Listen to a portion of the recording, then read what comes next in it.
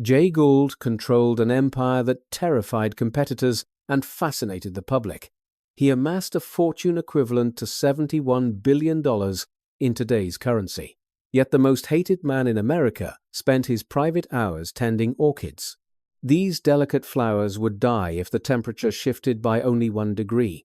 This massive wealth came to a boy once locked in a dark basement. Please comment the word legacy if you value family history over everything. The strategic soul of the Gould dynasty was rooted in absolute survival. Jay Gould reframed the American railroad industry into a complex financial weapon. He did not just build tracks, he captured the national flow of commerce. By controlling the telegraph wires, he owned the very thoughts of the nation. This was a radical departure from the passive investment models of the era. He understood that power comes from owning the systems of national connection. His core belief was that the world was inherently quite dangerous, and he operated with a hypervigilance that competitors found notoriously difficult to challenge. While others sought stability, he flourished in the heat of market chaos. He reframed the concept of a robber baron into a cunning apex predator. His strategy was to destroy his rivals before they could even strike him. This was the only way he knew how to truly survive life. He viewed every business asset as a fortress to be held, and the greenhouse at Lyndhurst was a physical manifestation of this extreme control. He spent hours among orchids that would wither without his constant care. This private obsession mirrored his public need for absolute and total dominance. He was a man who calibrated the humidity of his own life. This level of precision was the soul of his entire business operation. He understood the necessity of cultivating contacts in high political places today.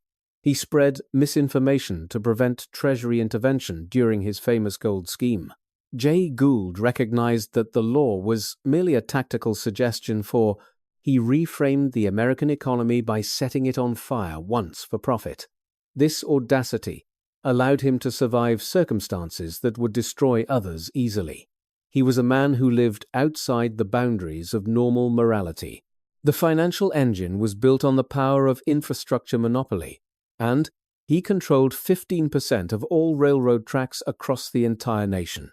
His machine included the Union Pacific and the famous Missouri Pacific lines.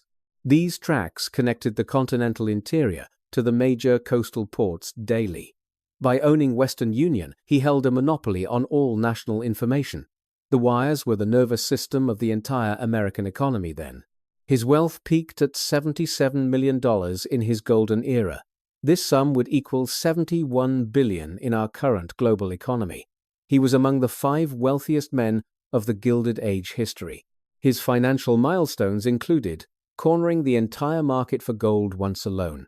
He utilized stock dilution as an elegant method of corporate defense strategies. His machine was designed to give back nothing to the public ever. The technical breakdown of his wealth reveals a master of operating leverage. He used fraudulent stock certificates to crush the power of his rivals. He fled across state lines with chests of cash for personal safety. This operating leverage allowed him to manipulate markets without any fear.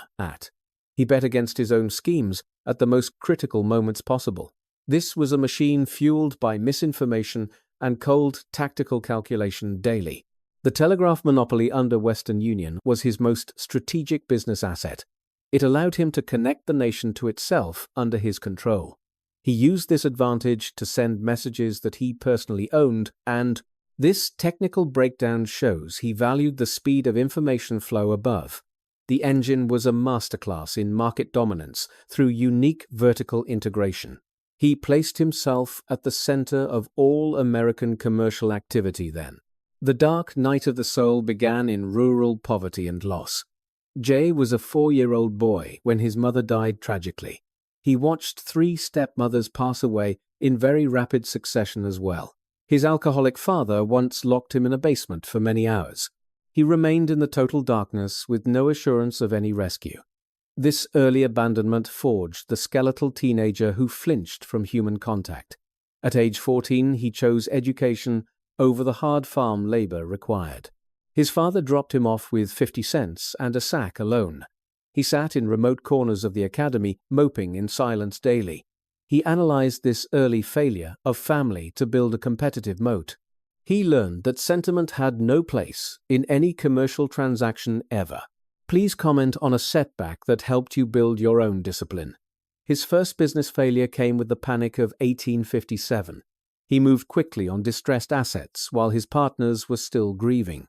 He learned that financial panic created opportunity for the cold-hearted elite. When ownership was disputed, he garrisoned his works with 35 men. He won his first confrontation over an asset at age 24. This was the crucible that prepared him for the upcoming railroad wars. The rural rhythms of Delaware County provided few outlets for his ambition. His father drank with consistency, while the family dairy farm struggled along. Jay watched his mother lowered into the ground at a young age. The boy sat in remote corners because of profound psychological damage then. He huddled indoors while other boys played games in the warm sun. This dark night of the soul shaped every single thing he built. The secret source of the Gould empire was extreme and unapologetic ruthlessness. Competitors like Vanderbilt could not replicate his willingness to cheat the rules. He printed fresh stock certificates to dilute every single rival holding today. His moat was built on a foundation of total and absolute flexibility. He used bodily violence and armed workers to enforce his legal claims. This was a unique management principle based on physical and financial force. His moat was also protected by a wall of high-paid bodyguards. He lived the final 23 years of his life, guarded daily. This paranoid preparation was a defense against the mobs he had created. He understood that his methods made him the most hated man alive. Yet this hatred was a byproduct of a moat that actually worked. He accumulated metal, and metal provided the ultimate shield of power always. The moat was reinforced by his self-taught mastery of surveying skills. He published a county history by the age of 19 years old. This demonstrated an intellectual capacity that most of his rivals lacked entirely. He was a shrewd partner who could convince anyone of true value. He sold his own father a stake in a blacksmith shop once. His secret was the complete absence of sentiment in every business deal. Instead of traditional patents, he used the printing press as a moat. He printed fraudulent certificates to dilate the power of the famous Commodore. Vanderbilt eventually settled because he realized he was fighting a skunk then. His moat was his willingness to flee across state lines quite quickly. He garrisoned his works with 35 armed men for absolute control. This moat prevented competitors from seizing his assets through any legal means. In the modern era, the family sought to buy old legitimacy. Anna Gould married a French count to gain a royal title. This was a strategic pivot to exchange new money for historical pedigree. She purchased social standing, while he purchased access to her massive inheritance. This arrangement was common among the Gilded Age families of America then. They wanted to transform their industrial wealth into European nobility status symbols. However, this adaptation proved to be a spectacular financial failure for her. The Count burned through $300 million in only 5 years. American psychiatrists coined a term to describe his flamboyant and excess spending. He built a pink marble palace that surpassed the beauty of Versailles. He maintained 2 countryside chateaux and a massive 1,600-ton yacht. Please subscribe to Old Money Habits 7 for more strategic family dives. Anna eventually used her survival instincts to execute a surgical and revenge. She divorced the Count and married his higher-ranking royal cousin instead. She elevated her own title while forcing her ex to watch helplessly. She fought through 6 separate trials to keep her fortune intact forever. This was an adaptation of the Gould ruthlessness for modern social warfare. She won twice and escaped with her remaining legacy quite secure today. The spending of the Count was completely disconnected from any economic reality. He maintained 2 countryside chateaux and a villa in the seaside town. Maintenance costs alone would have strained the budgets of most European monarchies. His art collecting approached a level of mania with many Rembrandt portraits. Anna realized that her inheritance was being bled by a total stranger. She cut off his electricity to announce the end of his wealth. Succession proved to be the weak point of the Gould family governance.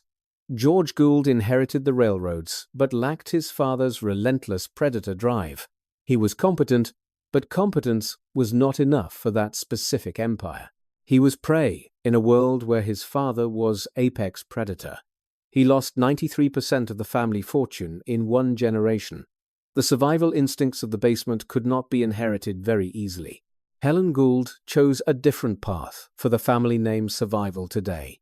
She graduated from law school to manage her own inheritance independently then. She transformed the father's fortress into a space open to all people. Her systematic philanthropy functioned as a form of generational atonement for him.